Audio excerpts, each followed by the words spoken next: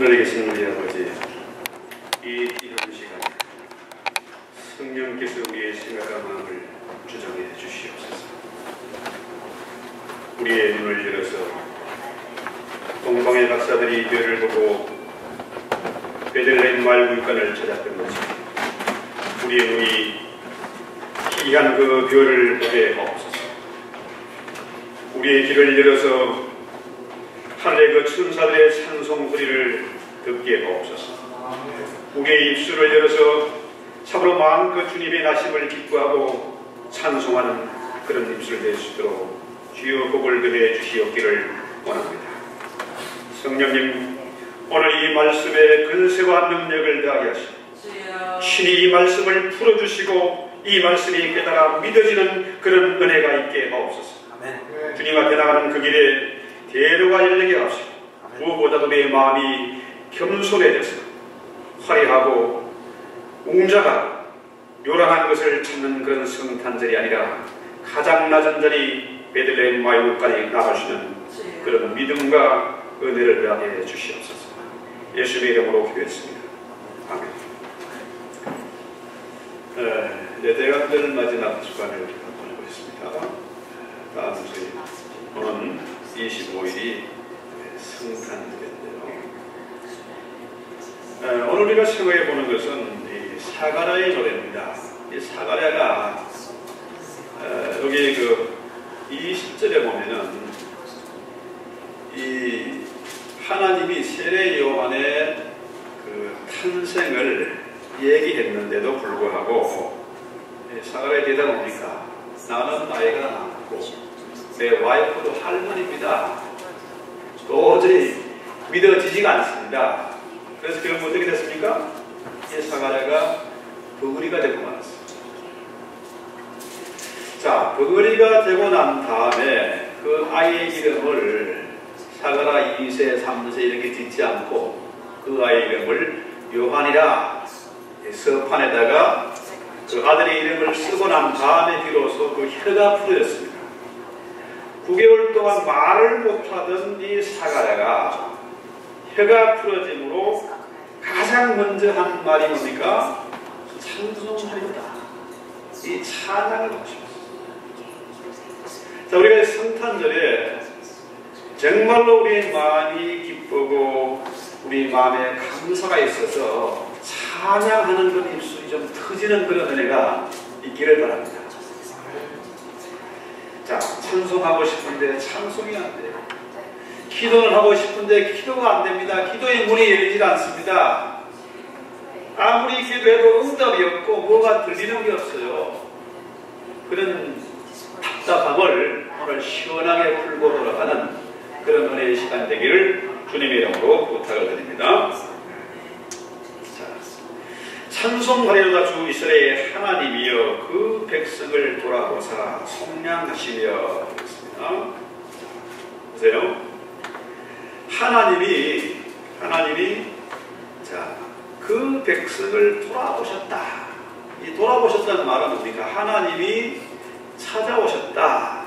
신방하셨다 이 얘기입니다. 하나님이 이스라엘 그 갑갑하고 정말로 고통스러운 그 시대에 그냥 앉아 계시지 않고 주무시지 않고 찾아오셨다. 마찬가지로 지금 우리가 2014년 12월 마지막 달을 보내면서 어디를 불러가도 소망이 없고 정말 깝깝한 소리가 들리고 또 이슬람 그 원리주의자들은 학교에 들어가서 총기를 난사하고 그런 기가 막힌 시대에 우리가 살고 있습니다만은 우리 하나님이 돌아오셨다. 찾아오시고 돌아오셨다. 이 말은 뭐냐 하면은 정확한 뜻을 보면 하나님이 감독하신다. 하나님이 다 보살피시고 감독하고 계시다. 그냥 말로만 우리를 사랑하는 것이 아니라 그분은 친히 우리 모든 것을 다 기억하시고 보고 계시고 감독하시면서 자, 원수들을 물리쳐 주시고 또 문제를 답답한 문제를 해결해 주시고 또 뭡니까? 그 길을 지도하신다. 이런 얘기입니다. 우리 하나님의 사랑은 말로만 하는 사랑이 아니라 행동하는 사랑, 감독하시는 그런 사랑. 그래서 우리 하나님이 이스라엘을 방문하셨다, 신방하셨다.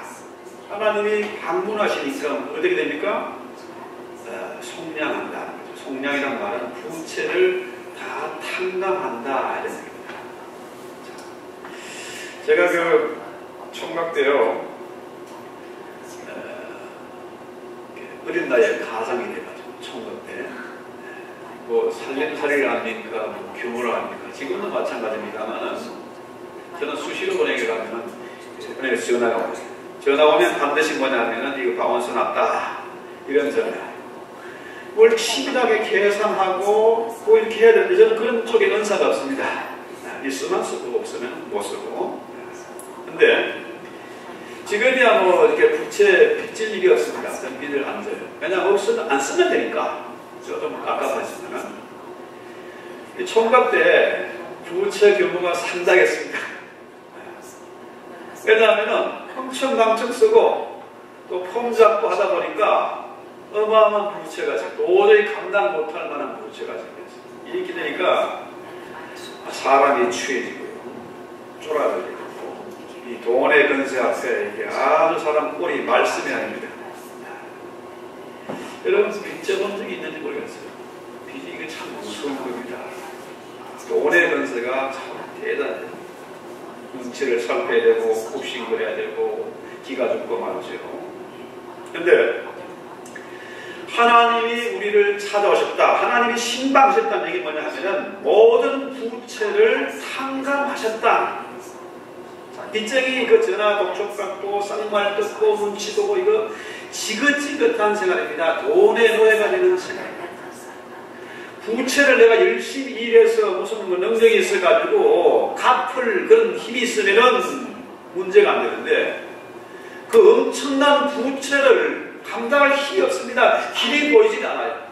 그러면 어떻게 됩니까? 평생 그 돈의 노예가 됩니다. 마귀의 노예가 됩니다. 그런데 이 세상에서 가장 큰 부채가 뭘까?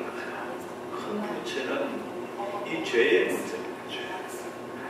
죄. 사단이요, 이 만몬이 그 마귀 아닙니까? 지가 돈의 주인인 줄 알고 너 나한테 엄청 빚진 거 있잖아. 돈 갚아. 그죠? 언제 갚을래? 안 되면은 장기라도 내놔. 값을 써라. 그것도 안 되면 죽어야 된다. 죽음으로 이어을 해요. 죄의 값은 사망입니다. 심판입니다. 이건 도저히 내 힘으로 해결할 수 없는 문제라. 자, 그래서 사람들이 이야기합니다. 일이 안 돼가 깝깝하면은 죽어야지. 말로는 죽어야지 하는 소리를 뭐 수도 없이 하는데 진짜로 못 죽어요. 왜? 죽음의 그 공부가 있거든요. 죽음으로 끝이 아니다. 반드시 죽음 후에는 뭐가 있다고요? 심판이 있다. 지옥의 그 불의 심판이 있어요. 그러니까 마음대로 못 죽어. 자, 이 마귀란 놈이 어마어마한 부채를 가지고 우리를 유혹하고 너 평생 내 노예로 돼서 내 시키는 대로 살래? 너 아니면 죽을래? 자, 이러지도 저러지도 못하는 것이 우리의 현실이고 그 시대 이스라엘의 현실이었습니다.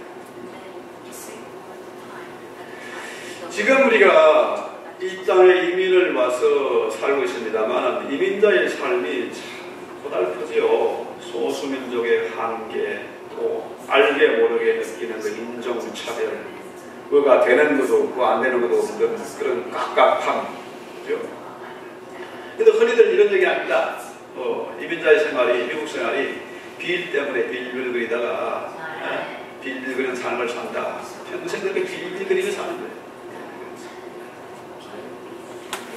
자, 그런데 이렇게 갑갑하고 고통스러운 그런 삶 가운데에 뭡니까? 하나님이 찾아오셨다. 하나님이 신방하셨다. 그러면 뭡니까? 모든 부채가 해결됩니다. 가장 크고 무거운 그런 부채, 이 죄의 문제, 죽음의 문제도 그분이 해결해 주셨다. 이게 엄청난 은혜 아니겠습니까? 그래서 보통 우리가 잘 아는 아놀드 토인비 교수, 문화일사의 세계적인 그런 의장입니다. 이분이 얘기 가장 많이 쓰는 용어가 뭐냐면 도전과 응전이죠. 우리가 인생을 살면서 개인이든지 무슨 단체든지 국가든지 끊임없이 문제가 몰려옵니다. 끊임없이 도전이, 크고 작은 도전도 있습니다. 이 도전이 있을 때에 우리가 성공적으로 대받아치면은 살아남고 진보가 있지만은 이 대받아치기에 도전에 내가 실패하면, 응전에 실패하면은 결국 퇴보되는 것이고 인생이 끝장나는 겁니다. 그래서 어떤 면에서는 우리의 인생, 우리 신앙생활이 꼭 핑퐁 게임 같지 않습니까? 자꾸를 치면 상대가 공을 치면은 나는 대받아쳐야 됩니다. 룰대로 정확하게 대받아쳐야 됩니다. 그런데 여기 어느 정도 좀 수준이 있는, 실력 있는 선수는 뭡니까? 상대가 공격해 오면은 그냥 대받아치는 단계가 아니고 그것을 오히려 뭡니까? 강력한 서면식으로 반격을 합니다. 공격하는 거죠. 자, 저놈이 너 이 부채 언제 갚을래? 너 노예가 될래? 아니면 너 죽을래? 악수 쓰라 할 때에 우리가 야, 헛소리 하지 마. 주님이 나 찾아오셔서 다 갚았어. 부채 없어. 웃기지 마라. 거짓말 하지 마라. 너 그럼 진짜 죽을래? 우리는 언제든지 예수의 이름으로 담대하게 오히려 성공적으로 응전할 수 있다. 아멘. 끝났다. 부채 없어 임마. 죽음 문제도 해결했다니까. 또 이렇게 많은 의심을 주고 돈으로 자꾸 협박을 합니다. 이 돈이요. 사실 우리 신앙생활이 정확하게 솔직하게 얘기하면은 돈과의 전쟁입니다. 돈과의 전쟁이에요. 이 돈 문제에 자유하면은 마귀에게 굽실되면서 노예 생활할 필요가 없습니다. 이 결국 돈 문제. 자, 저놈이 이런 엄청난 부채, 이 죽음의 문제, 죄의 문제를 가지고 계속해서 우리를 유혹하고 공격해 올 때 우리는 끝났다 임마, 없다니까 정확하게 반격을 할 수가 있습니다. 그래서 자, 우리 하나님이 69절에 보면은 불 얘기를 합니다. 불을 높여준다. 불. 그리고 그 사선불, 이건 녹용이라 가지고 상당히 비싸고 또 보약이 되잖아요. 아름답습니다. 사선의 불은 참 멋있어요. 그런데 이런 황소의 불, 스페인에서 투 경기라나요? 그 황소가 얼마나 덩치가 크고 힘이 있습니까? 그 뿔에 한 번 맞추면 죽는 거다. 자, 그런데 그 나라 사람들은 어째서 투 경기에 그냥 목을 매는 겁니다. 황소가 엄청난 덩치 큰 황소가 달려드는데 그 뿔에 한 번 맞추면 죽음이잖아요. 죽는 겁니다. 그런데 자, 그 경기를 보고 사람들이 열광하는 거죠. 더구나 그 코뿔소, 제가 동물원에서나 본 적이 있는데 코뿔소는요, 그 뿔이 덩치도 크고 물도 괜찮아요. 뭐 사자나 호랭이나 뭐 곰이나 어떤 것도 코뿔소한테는 덜 함부로 못 달려들죠. 왜? 그 뿔이 대단하거든요. 한 번 받치면 그냥 나가 떨어집니다. 근데 우리 하나님이 다윗의 집의 그 뿔을 얘기합니다. 뿔을 높여줍니다. 자, 이 뿔은 뭡니까? 마귀란 놈이 돈 가지고 장난하고 이 죄 문제를 가지고 빚의 부처를 가지고 우리를 협박하는데 하나님이 우리에게 구원의 뿔을 주시겠다. 우리 주님이 구원의 뿔이에요. 이런 놀라운 뿔, 어떤 맹수도 함부로 할 수 없는 그런 놀라운 힘을 가진 뿔을 우리에게 주시겠다. 그래서 시편 87편이나 열왕기상 22장에 나오는 이 뿔 얘기를 보면요, 이 뿔은 뭡니까? 전쟁을 해서 포로 다 잡아가지고 가둬놨습니다. 이 포로 잡혔어요. 그런데 이 구원의 뿔은 뭡니까? 더 이상 적군이 포로 잡아둘 수 없을 정도로 완벽하게 폐퇴시키고 자유를 주고 승리케 하는 그런 길입니다. 이 구원의 뿔은 바로 이 승리와 힘을 상징합니다. 모든 잃어버린 것 회복시켜 주시고 완전히 망가진 내 자존심을 세워주는 뿔이 바로 구원의 뿔이다. 잃어버린 것 다 되찾는 겁니다. 그래서 그 방안이 뭐냐? 72절에 보면 우리 조상을 긍휼히 여기시며 그 거룩한 언약을 기억하셨으니 곧 우리 조상 아브라함에게 맹세하신 맹세라.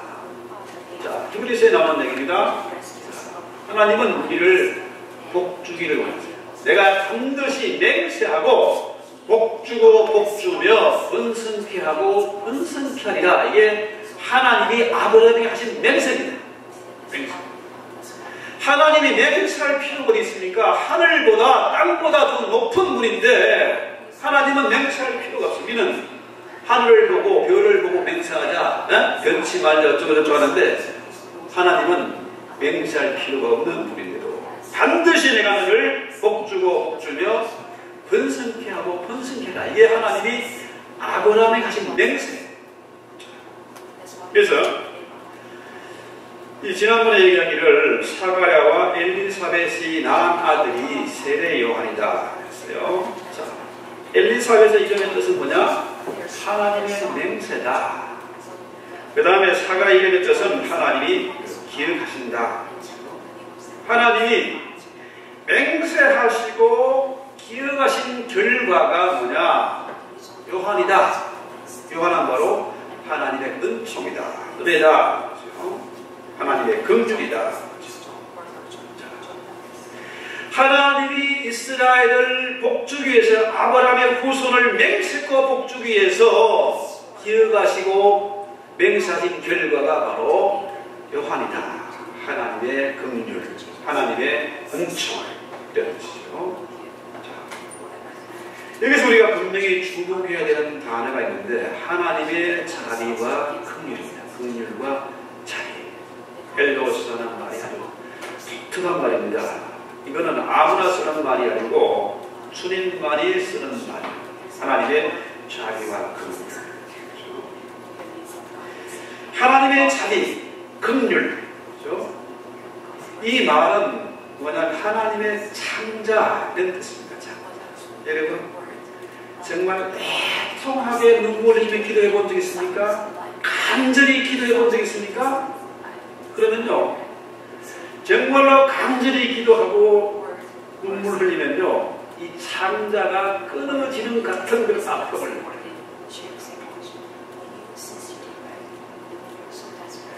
자, 하나님이 이스라엘을 사랑하시는데 얼마만큼 너무너무 이스라엘이 고통날 때 하나님의 창자가 끊어지는 같은 그런 아픔을 같이 느낍니다. 그만큼 우리를 사랑하시고 감독하시고 돌보신다. 이런 뜻입니다. 그래요. 두 딸 지난번에 우리 친구 목사님 결혼식에 갔더니 우선 여기서 결혼식을 한 번 하고 또 한국 가서 또 결혼식을 한 번 더. 결혼식은 장난도 아니고 결혼식은 한 번 하는 거지 왜 인사하고 선물 보내드리고 하면 두 번을 하게 자랑하고 싶어서 그렇겠습니다만 어쨌거나 그게 보니까 딸을 보내는데 딸을 신보는데 참 그런 마음 우리 딸도 이제 곧 시집을 보내야 될 텐데 그 아빠의 마음이 어떨까 미리 한번 생각해 봤습니다. 정말 귀하고 사랑스러운 딸을 어떻게 시집 보내겠는가. 그런데 이만큼 자라기까지 정말 부모의 입장에서는 때로 보니까 창자가 끊어지는 것 같은 그런 아픔을 느낍니다. 우리가 이 땅에 났더니 주부에 잠깐 기록해 놨습니다만은 우리 부모님이 엄마가 피를 내서 아이를 낳았어요. 피를 내서. 해산의 고통, 창자가 끊어지는 건 아픔을 통해서 우리가 이 땅에 난간이겠습니까? 맞습니까? 우리 하나님이 당신의 사랑하는 독생자를 이 땅에 보내실 때 심심해서 보낸 게 아닙니다. 괴롭히려고 보낸 게 아닙니다. 무슨 비일 살려고 보낸 게 아니에요. 우리를 구원하기 위해서, 우리를 감독하고 우리를 사랑하시기 때문에 창자가 끊어지는 같은 아픔을 통해서 하나님이 이 땅에 찾아오셨다. 이 얘기죠. 그래서 이 하나님의 자비와 긍휼, 이것은 정말로 놀라운 말씀, 독특한 말씀이고 여기에만 기록된 말씀입니다. 그래서 우리 하나님이 그 창자가 끊어지는 같은 아픔을 통해서 이 땅에 찾아오신 결과가 뭡니까? 78절에 이는 우리 하나님의 긍휼을 인함이라 이로써 돕는 해가 위로부터 우리에게 임하여. 하나님이 이 땅에 찾아오신 결과 우리의 마음속에, 우리의 가정에, 우리 교회의 주님이 찾아오신 결과, 신방하신 결과가 뭡니까? 돕는 해가 솟아온다. 그렇죠? 해가 솟아온다. 우리 한국에서는 석 달 더운 날 되면 해맞이가 해맞이, 정동진 해맞이, 땅끝마을 해맞이. 여기 와서 제가 그 사바나야 해맞이 본 적이 있는데 4시간을 운전해서 역시 돕는 해를 보려면 어디요? 여기보다는 바닷가에 가 있어요. 바다에 가면 정말로 아침에 돕는 해를 보면요, 그 웅장하고 정말 신비하고 기가 막힌 그런 장면을 우리가 아름다운 장면을 볼 수 있어요. 날마다 떠오르는 태양이지만 그건 신비하고 아름답고 새로운 것입니다. 아무리 세상이 깜깜하고 앞이 안 보이고 정말 갑갑하고 두렵지만은 일단 해가 떠오르면 뭡니까? 어둠이 물러가는 거예요. 이사야 9장 2절에 보면은 흑암에 행하던 백성이 그 큰 빛을 보고 사망에 그늘진 땅에 가던 자들에게 빛이 비추다. 아무리 세상이 어두워도 해가 떠오르면은 어둠이 물러가는 것이죠.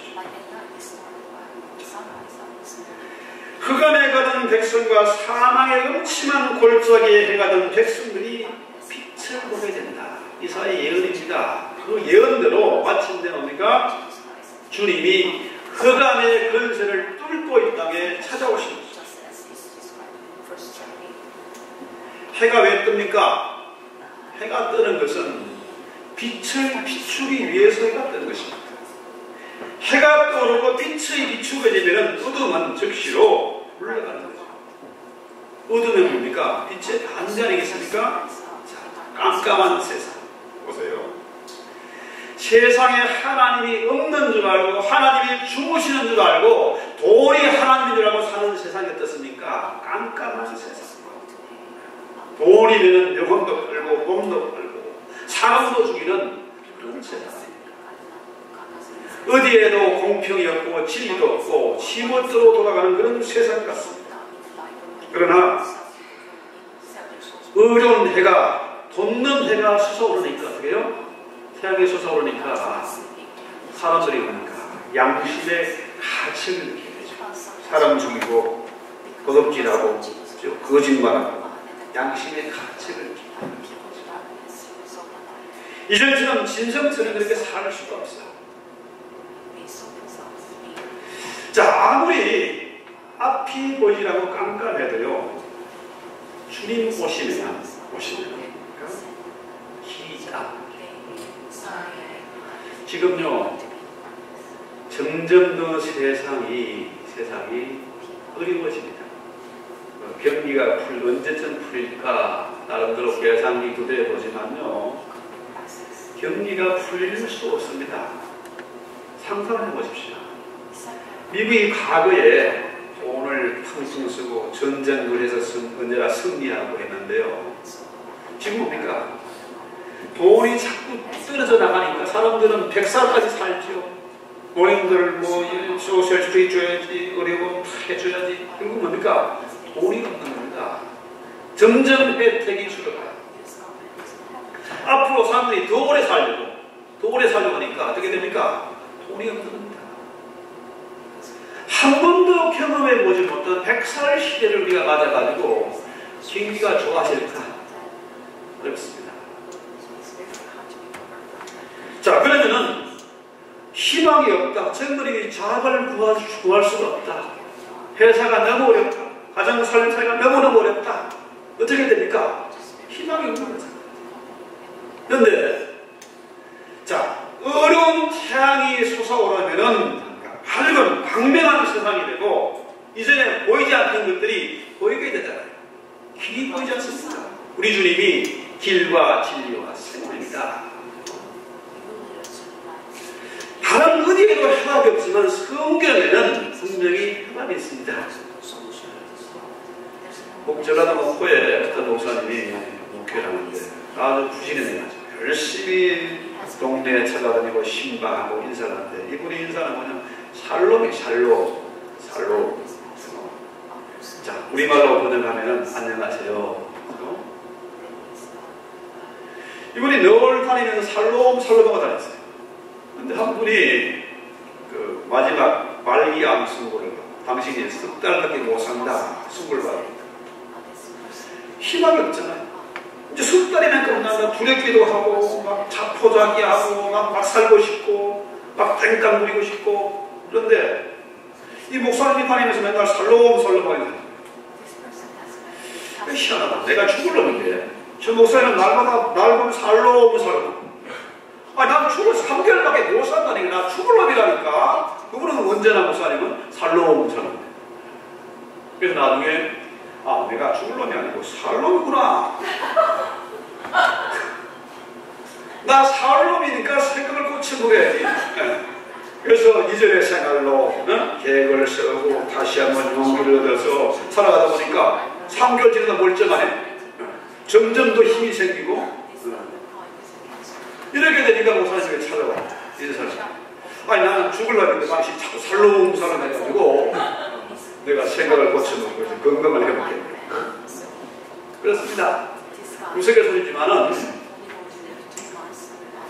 자 어디에도 희망이 없는 것 같고 되는 게 없는 것 같지만은 돋는 해가 솟아오르면은 길이 보인다. 이사야 59장 9절 이해해 볼까요? 우리가 빛을 바라나 어두운 분이요 밝은 것을 바라나 깜깜한 가운데 행함으로 우리가 소경같이 밤을 더듬으며 무덤는 자같이 더듬으며 낮에도 가운데같이 있는 것이니 이 사람이 앞이 안 보여요. 깜깜합니다. 낮에도 넘어진다.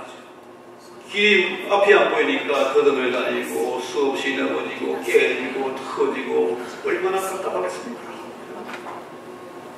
그런데 이제는 말라기 4장 2절의 말씀대로 의로운 해가 떠올라서 치료하는 가능성을 바라니까 이제는 뭡니까?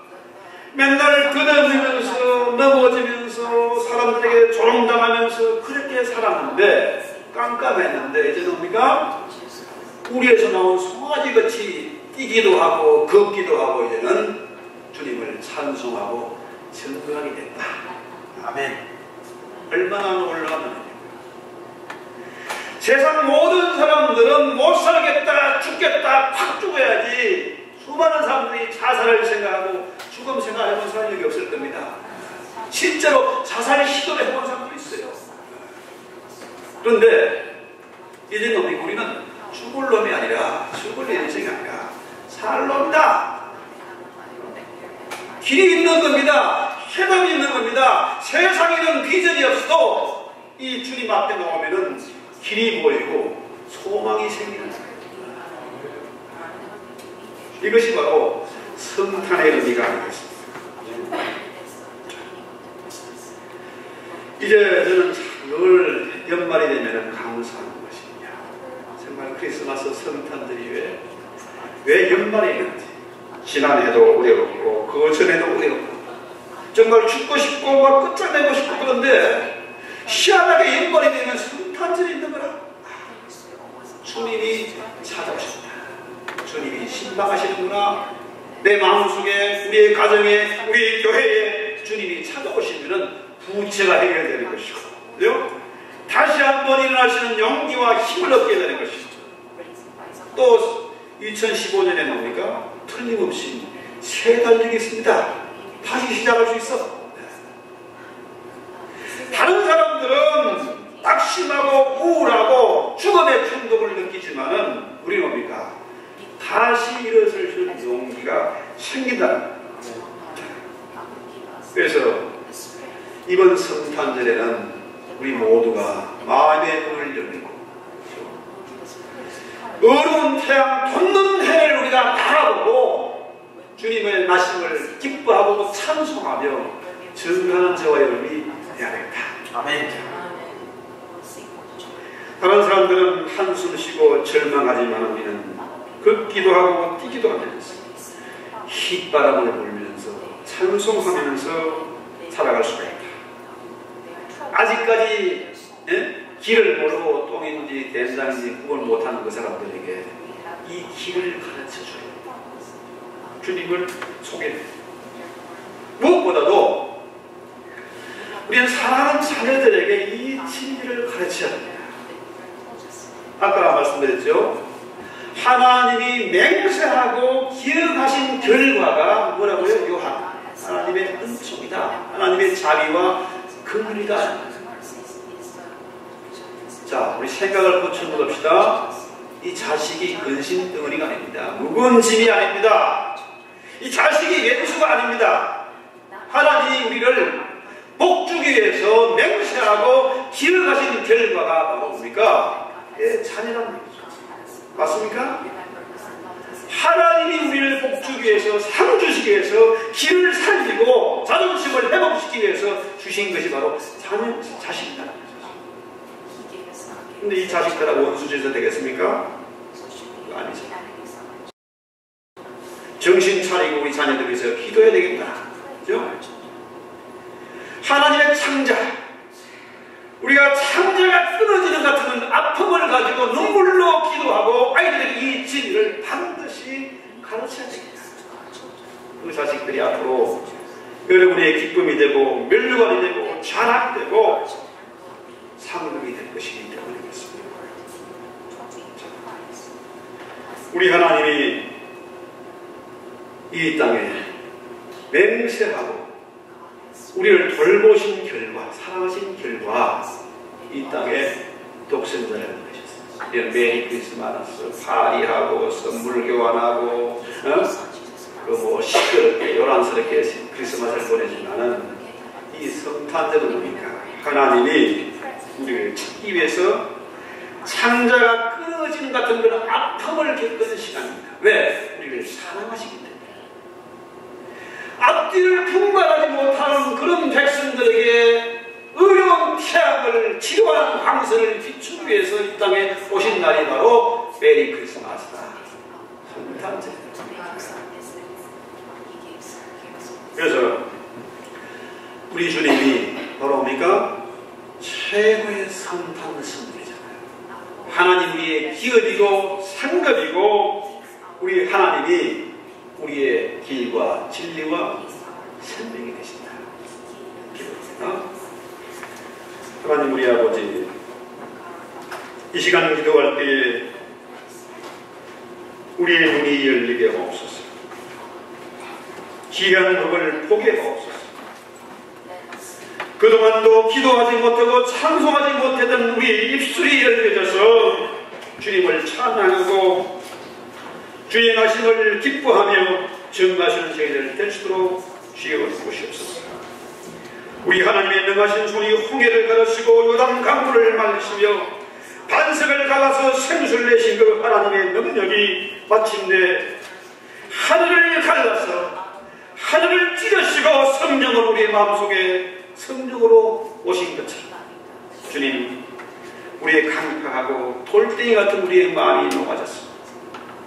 주님의 성탄을 기쁘게 맞이하며 사가랴와 엘리사벳이 성령 충만한 것처럼 우리 모두가 성령 충만해서 참으로 멋있는 인생 살만한 삶을 살게 하시고 우리 자녀들에게 또한 성령 충만한 비결을 증거하고 가르쳐 주시는 저희들 되게 없소서. 주님, 세상 어디에도 소망이 없고 절망과 한숨뿐이지만 2014년 우리 성탄절을 맞이하면서 우리가 다 같이 기뻐하고 찬송하며 주님 앞에 경배하고 예물을 주는 저희들 되게 없소서. 예수님의 이름으로